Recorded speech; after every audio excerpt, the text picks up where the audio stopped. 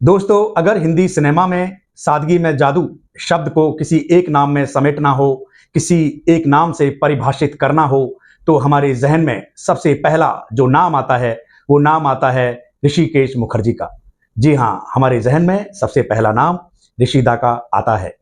30 सितंबर 1922 को कोलकाता में जन्मे ऋषिकेश मुखर्जी ने कभी नहीं सोचा था कि वो हिंदी सिनेमा में मिडिल क्लास सिनेमा के सबसे बड़े हस्ताक्षर के रूप में उभरेंगे, सबसे बड़ा चेहरा बनेंगे। देखिए, ऋषिदा की फिल्में ना तो पूरी तरह मसाला होती थी और ना ही पूरी तरह आर्ट फिल्म, बल्कि आम इंसान की जिंदगी का आईना हुआ करती थी ऋषिदा की फिल्में। उस आईने में हंसी थी, आंसू थे और भावनाओं का एक सैलाब था, सच्चाई की गहराई थी। 1940 के दशक में ऋषिकेश मुखर्जी ने कोलकाता में बंगाली फिल्मों को काट छांट करके यानी एडिट करके संवारना सीखा और 1951 में आई थिंक 1951 में 1951 में जब ऋषिदा मुंबई आई तो उन्होंने बिमल रॉय को असिस्ट किया और उनकी फिल्मों की एडिटिंग भी की। बिमल रॉय के साथ काम करना किसी फिल्मी स्कूल से कम नहीं था।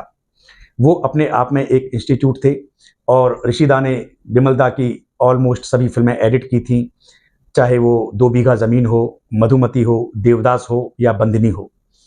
और किसी किसी फिल्म में उन्होंने बिमलदा को असिस्ट भी किया था और यहाँ से उन्होंने फिल्म मेकिंग के गुर सीखे अपने गुरु बिमलदा से। 1957 में ऋषिदा ने अपनी पहली फिल्म बनाई मुसाफिर। ये एक एक्सपेरिमेंटल फिल्म थी जो बॉक्स ऑफिस पर ज़्यादा कामयाब तो नहीं हुई थी, लेकिन लोगों ने इस फिल्म को काफ़ी सराहा था। क्रिटिक्स को ये फिल्म बहुत ज़्यादा पसंद आई थी। फिर 1950 के दशक के आखिर में इन्होंने अर्थपूर्ण और भावनात्मक सिनेमा की तरफ रुख किया।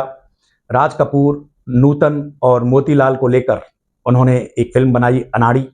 ये एक रोमांटिक फिल्म थी, लेकिन इस फिल्म में एक फिलॉसफी भी थी जो कि दर्शकों को बहुत ज़्यादा प्रभावित करती है। इस फिल्म में रोमांस था और खुशी भी थी, आंसू भी थे।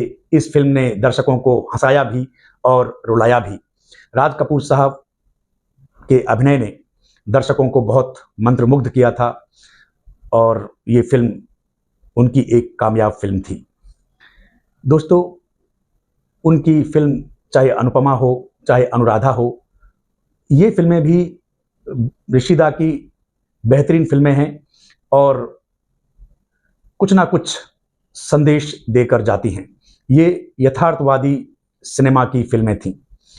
फिर 1960 के दशक के आखिर में उन्होंने धर्मेंद्र को लेकर एक फिल्म बनाई सत्यकाम, जो कि 1969 या 70 की फिल्म थी और इस फिल्म ने धर्मेंद्र को एक बेहतरीन एक्टर के तौर पर स्टैब्लिश किया था। सत्यकाम एक कल्ट फिल्म है, हालांकि ये बॉक्स ऑफिस पर ज़्यादा चली नहीं थी, लेकिन ऋषिदा का जो असली जादू देखने को मिला वो 70 के दशक में देखने को मिला। इन्होंने उस दौर के सुपरस्टार राजेश खन्ना और अपकमिंग सुपरस्टार अमिताभ बच्चन को लेकर फिल्म बनाई आनंद। अमिताभ बच्चन का उतना ज़्यादा नाम नहीं था, लेकिन वो 70 के दशक में ही सुपरस्टार बने थे, तो इसीलिए मैं कह रहा हूँ कि अपकमिंग सुपरस्टार। और आनंद फिल्म दर्शकों को बहुत ज़्यादा पसंद आई थी। बाबू मोशाय, जिंदगी लंबी नहीं बड़ी होनी चाहिए, इस डायलॉग को भला कैसे भुलाया जा सकता है।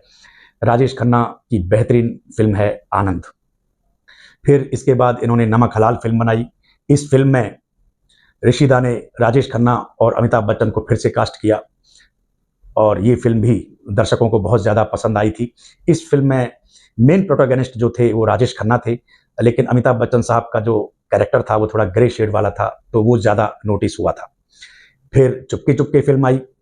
इस फिल्म को धर्मेंद्र, अमिताभ बच्चन और ओम प्रकाश जी की परफेक्ट कॉमेडी टाइमिंग के लिए याद किया जाता है। ये एक पारिवारिक फिल्म है। आज भी इस फिल्म को देखते हैं तो हमें ये फिल्म बहुत ज़्यादा पसंद आती है। फिर इसके बाद 78 या 79 में इन्होंने अमोल पालेकर को लेकर एक फिल्म बनाई, गोलमाल। कॉमेडी फिल्म थी जो कि दर्शकों को बहुत ज़्यादा पसंद आई थी।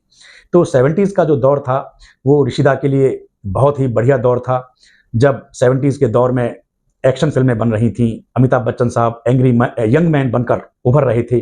तब भी ऋषिदा का सादगी भरा सिनेमा अपनी छाप छोड़ रहा था दर्शकों के दिलों में।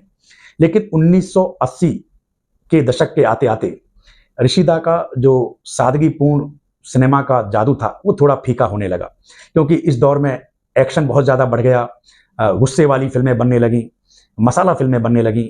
तो ऋषिदा ने इसके बाद कुछ एक दो फिल्में और बनाई, जिनमें झूठी एक फिल्म थी और एक दो फिल्में और कही जा सकती हैं, लेकिन वो बॉक्स ऑफिस पर इतनी नहीं चली। फिर कुछ वक्त के लिए ऋषिदा ने टेलीविज़न की तरफ रुख किया, तलाश जैसा सीरियल बनाया, और 1998 में ऋषिदा ने अपने कैरियर की आखिरी फिल्म बनाई, झूठ बोले कौवा काटे। हालांकि ये फिल्म अच्छी थी, ऋषिदा जैसा सिनेमा बनाते थे उसी तरह की फिल्म थी, लेकिन दौर बदल चुका था।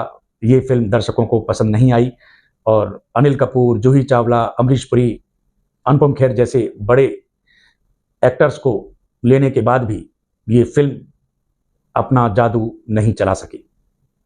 फिर 2006 में ऋषिकेश मुखर्जी का निधन हो गया, लेकिन अपने पीछे छोड़ गए वो सादगीपूर्ण सिनेमा की एक बहुत बड़ी विरासत। दोस्तों, ऋषिदा का जो सिनेमा है ना, उसमें आपको हंसी भी मिलेगी, आंसू भी मिलेंगे और भावनाओं का एक सैलाब भी मिलेगा। यही उनके सिनेमा की खूबी थी। ऋषिदा के अनुसार सिनेमा केवल मनोरंजन नहीं है, वो समाज का आईना है।